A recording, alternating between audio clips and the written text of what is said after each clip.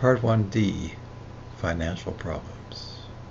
One of the most ominous threats facing the world today is the abuse of financial power to coerce or blackmail other people or countries into going along with unscrupulous practices. In other words, doing something that they may not be the right thing to do. They have to look the other way when they see a wrong committed because they are wary of how this would affect their position and finances if they did not. Countries now trade and prop up countries that commit atrocities, even on their own citizens, to gain financial benefit from that trade. China is such a country that is not ruled by law and now is threatening the world for domination.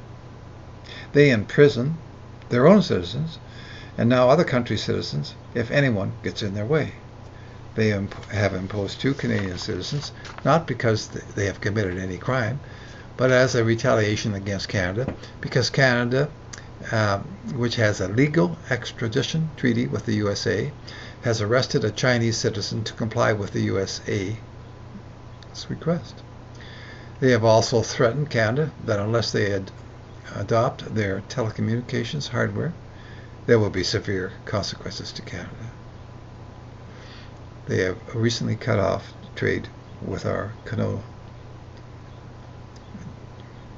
for no reason whatsoever, against international rules. This telecommunication hardware as well could theoretically be used to threaten a country's economy, should they choose to do so. The threat is enough to blackmail any country or business they want to. Unlike democracies, there is a direct link between Chinese businesses and Chinese government. They can use Chinese businesses to perform cyber terrorism and to steal intellectual property from the West. China is now gaining influence in Africa and South America with a view to expanding their influence elsewhere. The West is unwilling to act, but is increasingly aware of the dangers this may have. The West originally thought that once China opens up to the world through engagement, through trade, they would adopt the human rights and laws respecting individual rights of the West. But this has not proven to be the case, and they have no desire to change. Can we look to the USA to defend democracy and individual rights? Well, USA used to be the guardian of this, but is now increasingly abandoning this role. It now has the Patriot Act, which can arrest and imprison any individual without trial and torture them without a lawyer. President Trump recently implied that the rule of law does not apply. He wants to use the Chinese citizen that Canada arrested at the request of the USA under the 2 countries' extradition treaty as a bargaining chip with China for a better trade deal.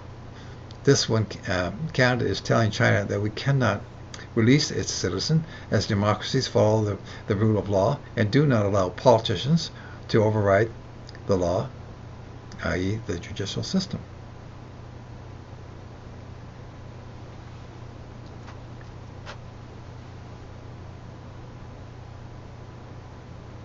Another crisis facing some democracies is that of partisan politics. It has reached an extreme level in the USA, where the country is almost totally divided between Democrats and Republicans. It also happens less, but happens less in parliamentary systems. It is almost automatic. If one side says or does something, the other side says it's wrong without even discussing the issue. In the US, the country is totally divided, with each side demonizing the other, and where almost no one has anything to do with the other. This has spread to the population as a whole. In Canada, identity politics is becoming ridiculous.